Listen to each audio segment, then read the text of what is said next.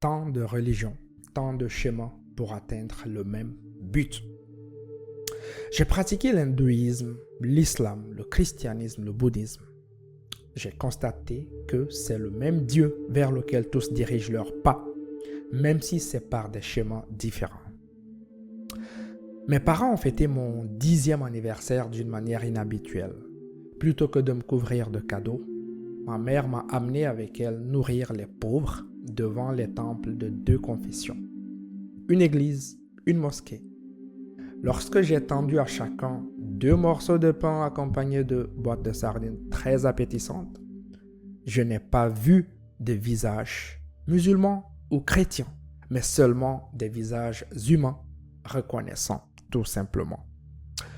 Même s'il s'agissait d'un échange éphémère, un petit acte de gentillesse et la reconnaissance de la gratitude, je me souviens encore très bien de la profonde connexion humaine que j'ai ressentie ce jour-là et du plus profond sentiment de joie qu'elle m'a procuré. Lorsque nous sommes rentrés à la maison, mon grand-père a lu des passages des Écritures de ces 2 grandes religions. Il nous a dit qu'il n'y a qu'un seul Dieu qui s'est manifesté sur terre à différentes époques par l'intermédiaire du Christ, de Mahomet, de Moïse et de bien d'autres. Mon grand-père a terminé notre prière en disant que tous les peuples du monde soient en paix et prospèrent. Ma propre famille était chrétienne, ce qui a façonné la façon dont je voyais le monde pendant mon enfance. Le christianisme s'accompagnait toujours de ses propres croyances, mais à côté, c'est-à-dire en fin de compte, l'accent était mis sur la recherche de la vérité par le biais de nos propres expériences. J'ai commencé ma vie en tant que croyant, mais aussi en tant que chercheur de vérité. Mes croyances ont continué à évoluer au fur et à mesure que je découvrais le monde et que je devenais plus analytique, tout en poursuivant mes études. De nombreuses dissonances cognitives ont commencé à se manifester à l'égard de mes convictions. Mes convictions ont continué à évoluer et je continuais à trouver de la valeur dans la religion. La différence est que j'ai commencé à considérer les religions non pas comme une question de certitude absolue ou de parole de Dieu, mais plutôt comme une quête sans fin de sens et de vérité. Vu sous un autre angle, il devient évident qu'une grande partie de la religion est destinée à être interprétée de manière métaphorique plutôt que littérale. Il est ainsi plus facile de trouver la sagesse dans toutes les religions sans les considérer comme étant en conflit les unes avec les autres. Au contraire, elles font toutes partie d'un projet humain commun de création de sens qui s'est poursuivi tout au long de notre histoire en tant qu'espèce. Bien sûr, il a fallu du temps pour que tout cela se concrétise ou se cristallise dans mon esprit. J'ai suivi divers cours sur les religions, dont plusieurs sur l'islam, le christianisme, le bouddhisme, l'hindouisme. J'ai ainsi appris beaucoup de choses sur les autres religions, mais aussi sur ma propre foi, que je ne connaissais pas auparavant. Un ami à moi m'a dit un jour que la lecture d'autres religions l'avait aidé à devenir un meilleur chrétien, et c'est vrai. Cet accueil chaleureux de la sagesse de divers systèmes de croyances est un excellent modèle à suivre pour le reste d'entre nous. Il illustre un type de religiosité qui peut être bénéfique pour la société et l'humanité, car être plus authentiquement religieux, c'est faire preuve d'un amour véritable et inconditionnel envers tous les autres êtres humains. Intéressez-vous aux autres religions pour ouvrir davantage votre esprit. C'est très important.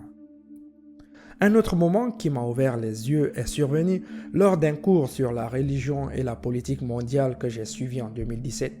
C'est dans ce cours que j'ai appris quelque chose que j'aurais dû savoir depuis longtemps, c'est-à-dire la quantité de violences commises dans le monde au nom de la religion.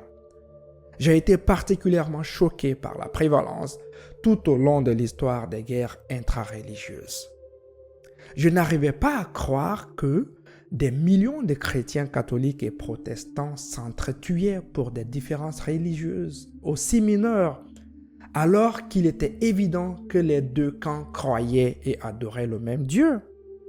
Un Dieu dont les principaux commandements sont de s'aimer les uns les autres et même d'aimer son prochain. C'est incroyable. On peut en dire autant des musulmans, sunnites et chiites. Ils partagent le même Dieu et le même prophète et pourtant ils se massacrent mutuellement. La violence des formes extrêmes de l'islam est contraire aux enseignements de Mahomet et aux enseignements de l'islam. Le rôle de la politique dans la religion m'est apparu évident et j'ai été convaincu que tous les religieux devaient comprendre le rôle que les forces politiques ont joué dans l'histoire de leur religion. Aujourd'hui, l'extrémisme religieux et la violence ne se limitent en aucun cas à l'islam. En Inde, aujourd'hui encore, les castes supérieures continuent de traiter les membres des castes inférieures de manière méprisable, malgré la législation qui a tenté d'abolir formellement le système des castes. Cela se produit en dépit de la croyance religieuse comme selon laquelle nous partageons tous la même essence profonde de l'être et sommes donc tous fondamentalement égaux.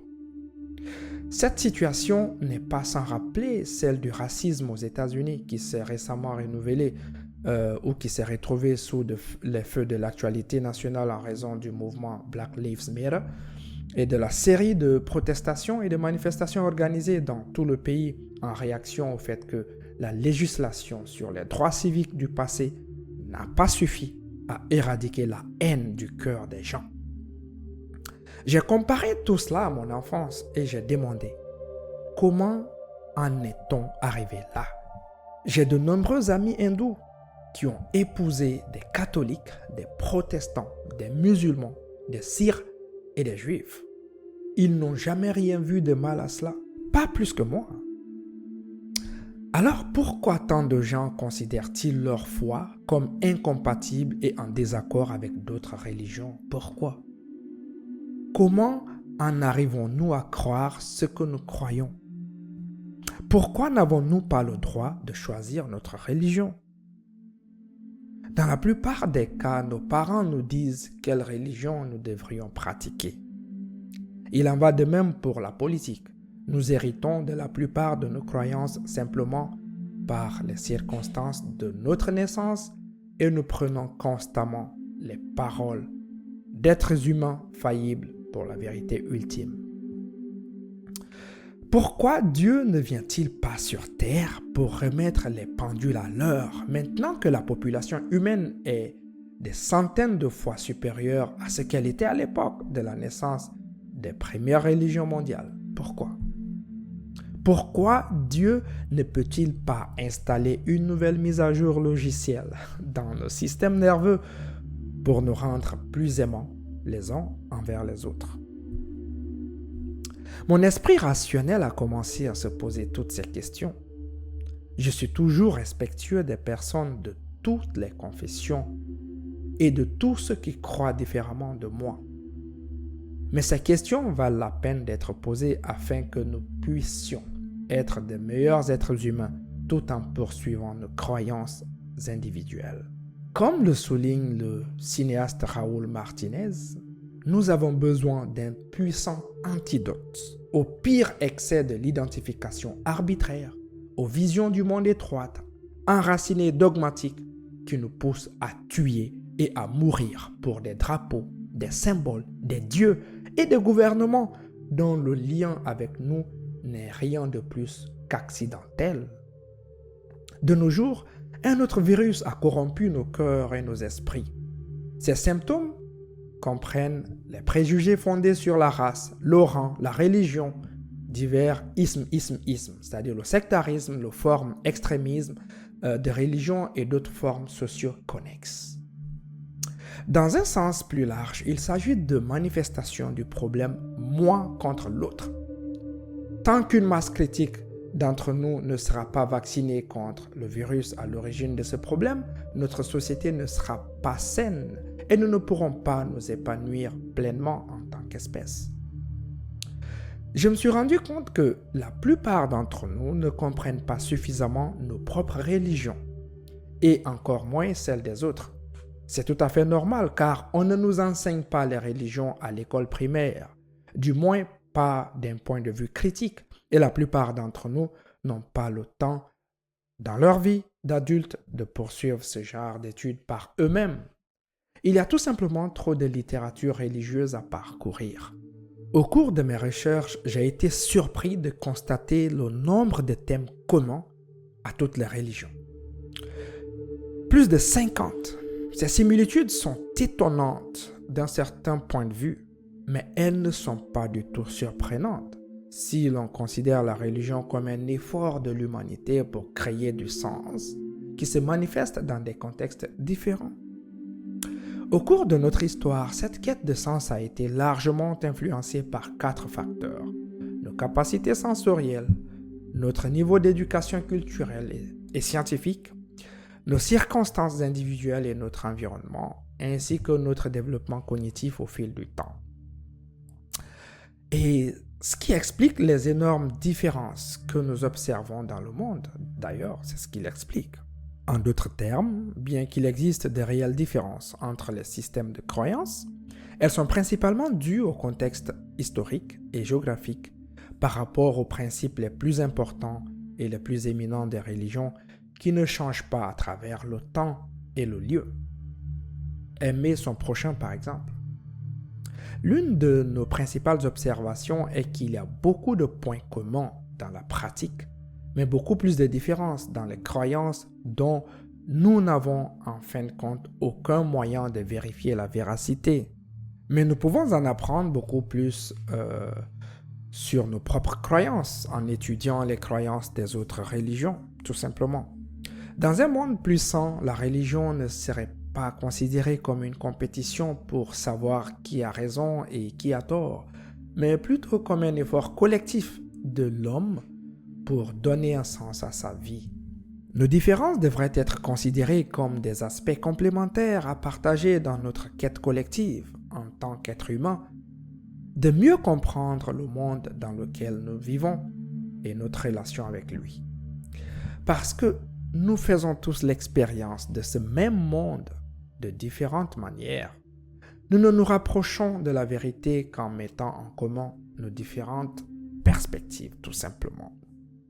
Dans le contexte religieux indien, y compris ceux de l'hindouisme et du bouddhisme, une histoire bien connue raconte l'histoire d'un éléphant et d'un groupe d'aveugles. Comme ils sont aveugles, les hommes doivent se fier à leur sens du toucher pour examiner l'éléphant. Comme ils touchent tous des parties différentes de l'animal, c'est-à-dire la trompe, la queue, les défenses, etc., ils arrivent tous à des conclusions très différentes quant à l'identité de ce qu'ils touchent.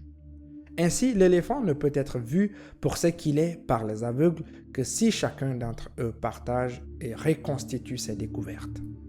Vous comprenez ce que je veux dire? C'est ainsi qu'il faut comprendre la religion. Chacun des grands prophètes disposait d'informations et de ressources limitées en fonction de son contexte historique et géographique. En outre, leurs idées devraient être limitées de manière à pouvoir être communiquées à leur propre peuple, plutôt qu'au peuple d'autres continents où ils n'ont pas pu se rendre. Néanmoins, leurs enseignements contiennent tous des vérités sur l'humanité et l'univers. Et si nous mettons aujourd'hui en commun ces différentes petites vérités, nous serions collectivement plus proches de la grande vérité, n'est-ce pas? Nous voulons aider les gens à aimer et à célébrer la belle diversité qui existe parmi nous et à voir cette diversité comme une opportunité plutôt que comme une menace. Ce que j'essaie de faciliter sur cette chaîne, c'est un autre type d'apprentissage. L'illumination qui vient en se réveillant, en posant de grandes questions sur soi-même et sur le monde qui nous entoure, en examinant ce que nous avons été socialement programmés à croire et en prenant la décision consciente de laisser tomber toutes les croyances, qui nous empêchent d'atteindre l'amour universel à tous les autres. Si vous avez aimé cette vidéo, n'hésitez pas à la partager avec les autres. N'hésitez pas également à appuyer sur le pouce levé et à laisser vos avis dans la section des commentaires. Je vous aime. Get inspired.